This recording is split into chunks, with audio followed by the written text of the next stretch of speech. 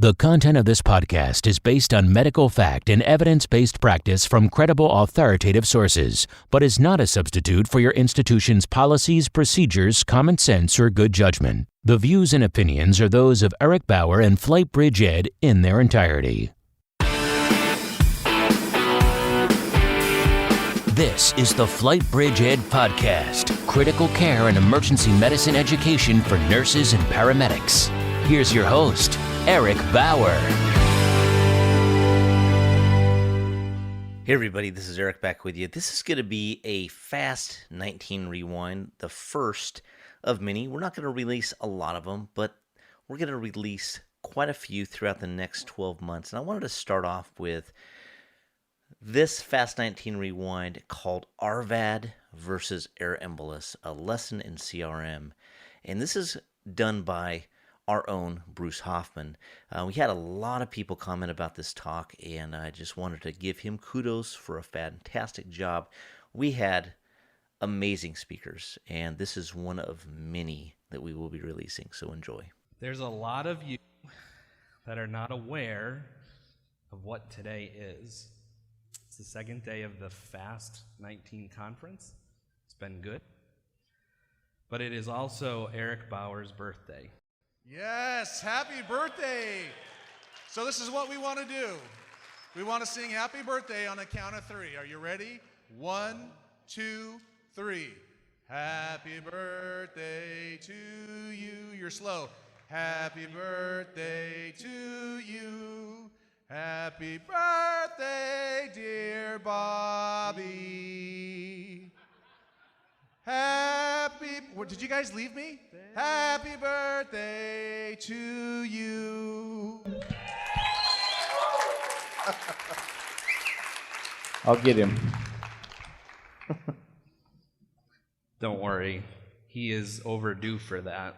I want to present to you today a case that I experienced about 4 years ago. I'm going to tell you a little bit about it.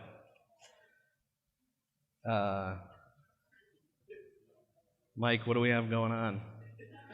Just kidding, that is a total joke. So the reason I do that, and I'm going to tell Mike where I learned this, I actually learned that trick in prison.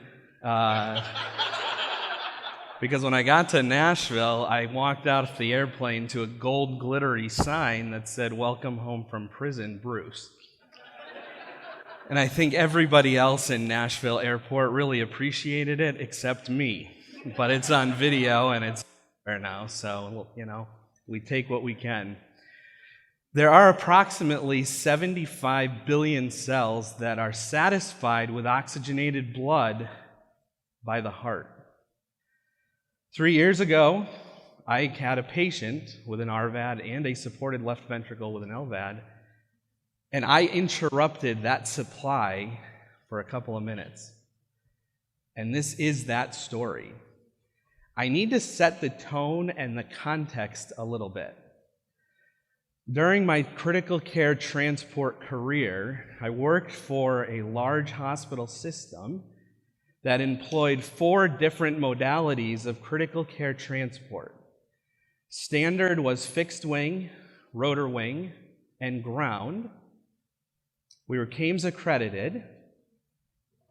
And then shortly after that accreditation, they started an intra-hospital critical care transport team.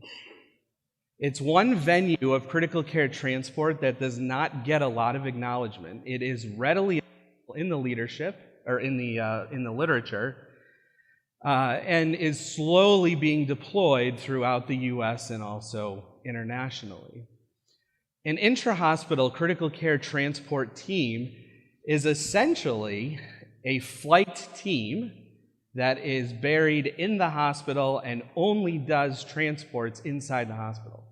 So we would do 24-hour shifts on the aircraft, and then several days later, we would do a 12-hour shift in the hospital. We had our own ventilator, our own medications, our own medical bags, etc. We had pagers and radios, and they would page us out, and they would say, go to the cardiovascular surgical intensive care unit and bring a patient there down to have a cardiac MRI. And a team of 3, an EMT, a paramedic, and then somebody like myself, both a nurse and a paramedic, would jump on that transport. We'd run up to the cardiovascular surgical ICU. We would transport that patient to MRI, and they were in our care from the time they left the cardiovascular surgical ICU until we got back to the cardiovascular surgical ICU. There's a couple of interesting facts about intra-hospital transport, and the first one is this. To give you an idea of how different it can be, when we would transport patients from a particular medical surgical trauma ICU unit, for example, to an MRI, you can't put IV pumps inside an MRI room. So we had standard MRI tubing that was 30 feet long that you would have to prime every single medication through to continue those infusions during the MRI. That is just one example. I share it with you because it was one of the places that I learned the most about critical care transport.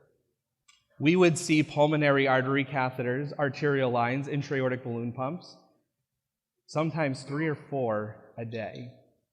So I wanted to set that context first for you. It's a different style of critical care transport. I want to tell you the story. This is our patient. We arrived in the CV SICU. It was a team of 3 people. The CV SICU at that time had retained some older employees, but had lost a lot of middle-age employees. And so a lot of their staff was brand new. I walked into the patient's room, standard, I kind of stood back and just watched, a little bit of situational awareness, praying to God that I didn't have a mind drift like Dr. Gassaway just expressed.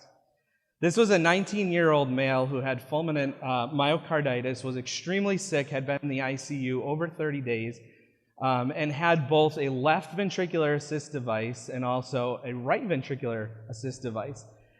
So this is different than biventricular support. There are devices that are specific for both ventricles that can be done in one procedure. This was done in 2 separate procedures. So he had, which is a HeartMate 2 and a Centromag RVAD. A Centromag RVAD, the way that it works essentially is it pulls blood from the right atrium or the right ventricle. That's the inflow into the pump. And then the pump pushes it to the outflow, which is in the pulmonary artery. When we were done packaging the patient, this is a pretty accurate representation of what we looked like going through the hallways of this massive hospital. The hospital that I worked for sat on about 12 square miles, and the majority of it was underground and connected by tunnels and everything else. So just getting the patient to interventional radiology, which is where this patient was headed, was complicated. This patient was headed to interventional radiology because the patient had spiked a fever. The patient had a left subclavian triple lumen catheter that they wanted to replace, take it out, and put a new one on the right-hand side. So according to the CV SICU, this was going to be an uncomplicated transport to IR for a very simple procedure, and we would be back in the CV SICU in no time. That is not at all what happened. When we got down to interventional radiology, the first cue that should have told me to submit my letter of resignation immediately and go home was the fact that interventional radiology had no idea that we were coming. So you can imagine that when we walked through the doors with that patient that you saw, they were less than pleased. And they never take it out on the patient because that's who we're there for, to support the patient. But the nurses and the EMTs and the paramedics, they're fair game. We can destroy them, right? This is against what we usually do. We typically have 24 hours notice before something like this happens. And to say the least, I used what we heard about earlier. I tried not to be an asshole, and I was assertive. And I said, "We are here now. I would like you to proceed," right? So we did. There's a couple things that happened. One, I did my best to explain to the staff that was going to be in the room about the patient and the device, right? So that's where I started. Before they even took over patient care, I provided a little bit of background on the patient and the device. A couple things about interventional radiology is that when a patient's in interventional radiology, they cover up the entire patient except the area of the body that they need to access. And so our RVAD and the patient was completely covered, including the patient's head, and all that was exposed was the patient's right upper chest. Before I left the room, the nurse who was taking care of that patient inside the fluoroscopic room said, "Bruce, why don't you put on some lead just in case anything happens?" And I said, when you say that to a critical care transport nurse, that's like saying it's going to be, or I hope you have a peaceful and quiet shift. I'm a small guy, so obviously they had plenty of lead to fit me, right? So that wasn't stressful at all. And there's nothing like having a belt tied around your waist, wearing 75 extra pounds of lead, and I was sweating profusely. So I was uncomfortable, they were uncomfortable. This was not a good situation. They started the procedure, right? Yeah, what could possibly go wrong with this, right? Okay. So they started the procedure. Everything was going fine. Patient settled. They gave a little bit of sedation. Things are good. We're loving life. I had brought down with us a new CV-SICU nurse to experience what the joys are of critical care transport inside the hospital. She gladly accepted, and then 5 minutes after everything fell apart, she was not excited that she had accepted the offer. I put a lot of faith in her. Hoping that this nurse would have some experience with RVADs, that in case things go wrong between her and I and the EMT and the paramedic, hopefully we can get things accomplished. When things started to go downhill, this is what that local RVAD experts from the CV-SICU literally did, right? So the procedure's going fine. The nurse comes outside and says, "Bruce, there's some kind of beeping going on, and we checked everything in the lab, and it's not our stuff."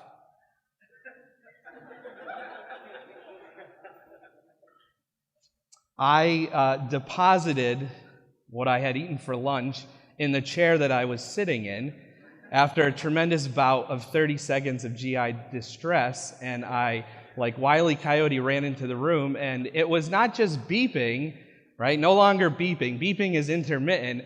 This was a continuous high-pitched sound. And it was not the patient screaming. I had to check for a minute that it wasn't me screaming, and it wasn't the nurse outside screaming, nor the EMT and the paramedic. And the door flew open, and I, like any good critical care transport nurse and paramedic, said to my partner, "Why don't you go ahead in first?" Right? And he turned around and gave me the middle finger and said, "You're the nurse." I said, "Actually, I'm both a nurse and a paramedic. I'm taking the paramedic stance right now. You go ahead in." It didn't fly. So I go into the room. The patient is covered with a blue sterile drape. I can't see anything except a blue sterile drape.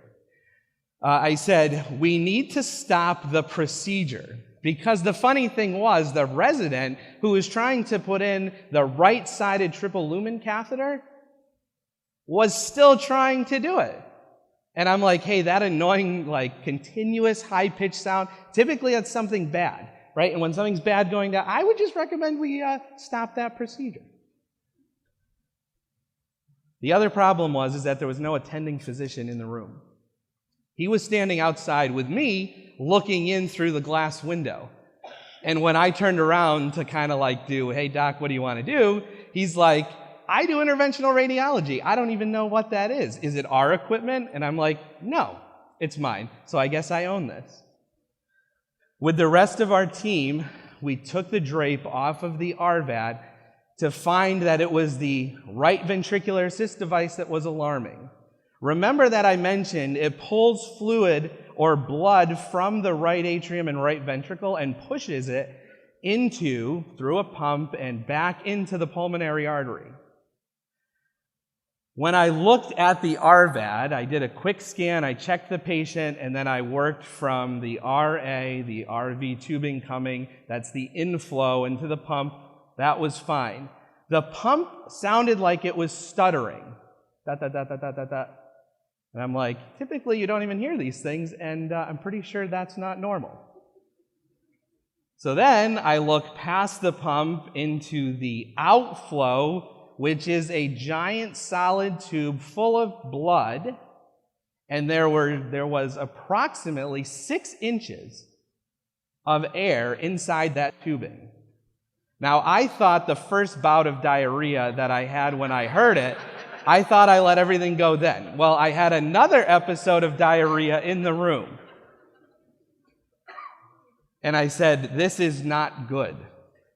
That is literally what I said out loud. And my paramedic partner totally supported me and said, I totally agree. Thank you very much. Long story short, the treatment for this, so that was an air embolus. And when air gets trapped inside the RVAD, or the motor, it's called an airlock, and it shuts the pump down. So what I did immediately was I grabbed a pair of forceps, large forceps, and I told the nurse to throw me some 4x4 gauze, and I clamped the tubing going into the patient in front of the air bolus, and then turned the pump off. You have to understand the next 30 seconds of my mind went directly to the fact that this patient had a fully supported left ventricle, and I just completely took away any right ventricular support. Any time that I have ever transported RVADs previously, they tell you when you shut the air, or when you shut the pump off, that is the only treatment for an air embolus. The next treatment is to go to the OR directly. And that's what we did. We ran to the OR.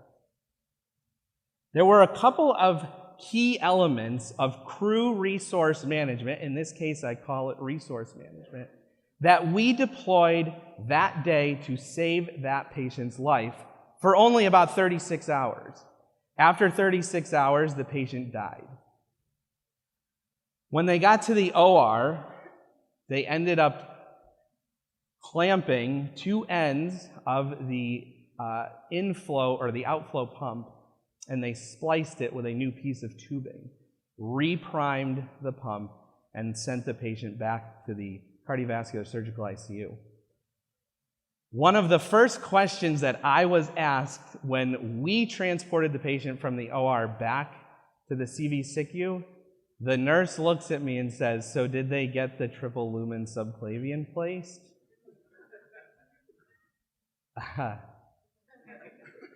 The answer is easy. No. Nope.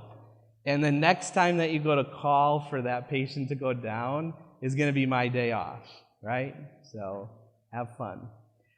What they believe happened was that while the resident was putting in the triple lumen catheter on the left side, they believe that he injected approximately 5 to 6 cc's of air during the process. And what that does is the vacuum, the pump, pulls blood and air now from that open interrogated spot into the pump. There were a couple of issues with that. Number one being the attending was not in the room and not familiar with the case. I want to go back to resource management for a minute. There are 3, what I call the 3 C's of resource management that we deployed in this case. The first one was coordination, the second was cooperation, and the third one was communication. When we talk about coordination, the first piece that we really did not do a good job on was the fact that interventional radiology had no clue that we were coming. That was like number one, right? So that should have been better coordinated. Additionally, I should have provided a little bit more of a thorough education to those nurses and staff inside the interventional radiology suite. The second was cooperation. We had really good cooperation. The IR staff did what they had to do, and our team did what we had to do. It would have been nice to be able to engage a little bit more beforehand, to do a little bit of pre-planning for this procedure. That was a major takeaway for us. And the last one was communication. I'll tell you, when the patient started to go south, right? That's an okay term, right? When the patient started failing, after I had clamped the tubing and shut the pump off, I gave 2 direct orders, and I shouted them basically across the room so that the secretary outside could hear me. And I said, you need to do 2 things immediately. I said, you need to call a code, and you need to get CV surgery down here immediately. I did not even say please, which when we left the CV SICU suite, the secretary pulls me inside and says, hey, next time, could you just be a little bit more gentle? Yes, ma'am, next time there won't be a next time because it'll be somebody else. Okay, so resource management is not a seminar or a class. It is a way of life. This has been a production of the FlightBridgeED Podcast, leading the way in pre-hospital critical care and emergency medicine education.